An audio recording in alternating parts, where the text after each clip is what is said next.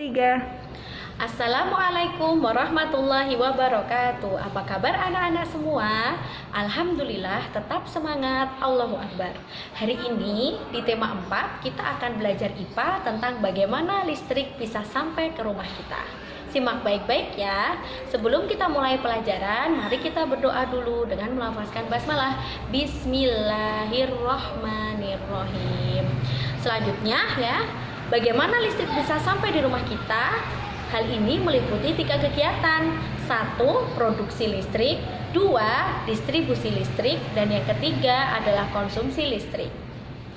Adapun tujuan pembelajaran hari ini adalah mengetahui proses menghasilkan energi listrik, disebut juga produksi listrik. Yang kedua, mengetahui proses menyalurkan listrik, disebut juga distribusi listrik. Yang ketiga, mengetahui berbagai energi alternatif. Dan yang keempat, dapat menggunakan energi secara bijaksana. Dalam hal ini disebut juga dengan konsumsi energi listrik. Nah, yang bagian penting dalam tema ini adalah tentang sumber energi yang menghasilkan listrik itu. Nah, yang paling sering di sekeliling kita ada PLTA. Apa sih PLTA? PLTA adalah pembangkit listrik tenaga air. Nah, PLTA bisa dilihat di gambar ya. Jadi menggunakan aliran air yang cukup deras untuk menggerakkan turbin dan generator, sehingga dari gerakan tersebut akan dihasilkan energi listrik. Proses menghasilkan energi listrik, yang pertama, sumber energi adalah aliran air sungai, air terjun, atau waduk sebagai sumber energi untuk menggerakkan turbin. Selanjutnya, PLTA memanfaatkan gerak air pada waduk ataupun air terjun karena waduk dan air terjun memiliki aliran air yang cukup kuat serta stabil sehingga dapat menggerakkan turbin. Proses tersebut akan menyebabkan perubahan energi listrik, yakni dari energi potensial menjadi energi kinetik. Proses selanjutnya, gerakan kincir air pada turbin menggerakkan dinamo atau generator yang kemudian menghasilkan energi listrik. Yang terakhir, perubahan energi gerak atau kinetik menghasilkan energi listrik yang kemudian akan disalurkan ke rumah-rumah melalui transmisi listrik. Proses tersebut akan menyebabkan perubahan energi potensial menjadi energi kinetik. Simak baik-baik gambarnya ya. Yang pertama ada gambar turbin, yang kedua ada gambar aliran air terjun di situ. Dan dari aliran air terjun akan menggerakkan turbin atau generator yang selanjutnya akan ditransmisikan melalui sutet dan nanti ke gardu induk dan bisa ke rumah-rumah termasuk rumah kita. Nah, sekarang kita bahas energi potensial. Apa itu energi potensial? Energi potensial yang terdapat di dalam air terjun karena adanya potensial gravitasi. Semakin tinggi air terjun, maka semakin besar pula massa air terjun sehingga energi potensialnya semakin besar. Nah, setiap benda yang memiliki ketinggian, maka dia akan memiliki energi potensial. Karena dari ketinggian tersebut, dia akan bergerak menuju pusat bumi atau disebut juga gerak jatuh bebas. Energi potensial sebanding dengan energi kinetik. Nah, sekarang kita pelajari apa itu energi kinetik. Energi kinetik adalah energi yang dimiliki oleh setiap benda karena benda itu bergerak. Energi ini sangat dipengaruhi oleh 2 hal, yaitu massa benda itu sendiri dan kecepatannya. Bisa dilihat di gambar ya.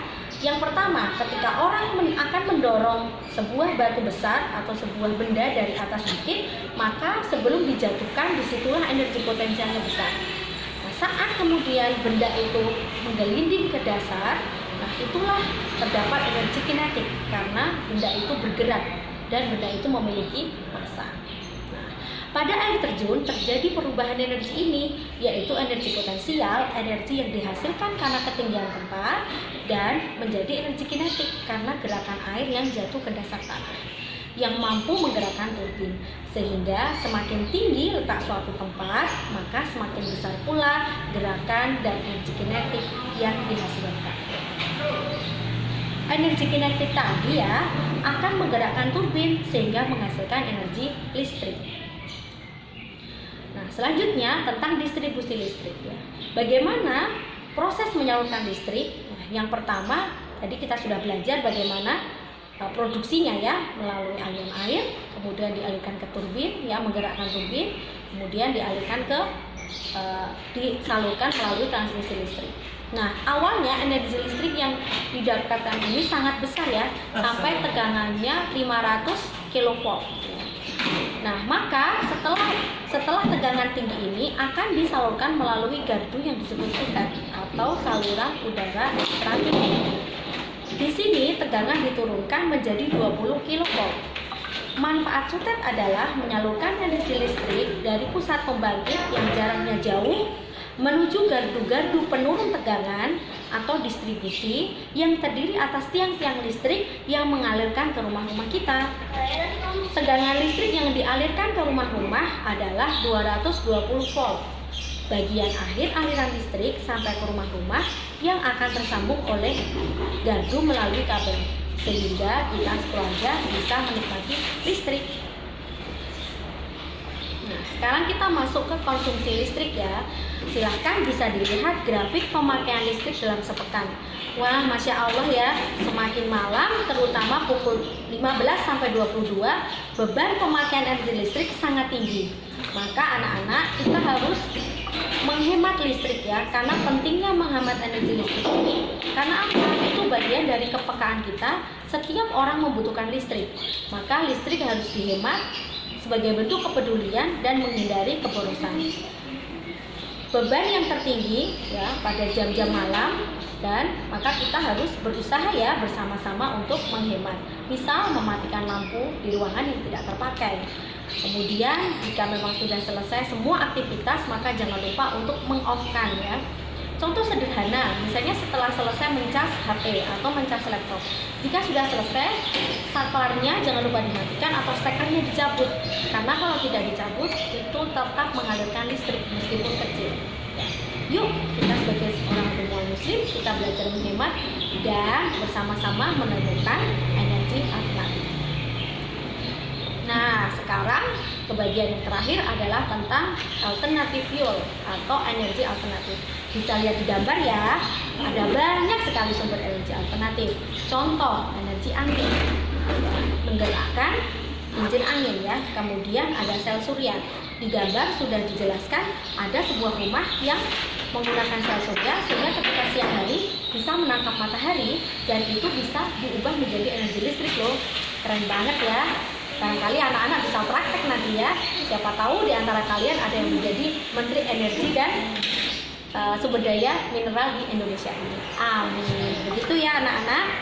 Nah, jazakumullah khairan katsir. Selanjutnya tugas kalian adalah menulis kembali bagaimana proses produksi listrik, distribusi sampai ke konsumsi. Ditulis di selembar kertas, kemudian difotokan, dikirim ke WA dan ke USS. Selamat belajar. Wassalamualaikum warahmatullahi wabarakatuh.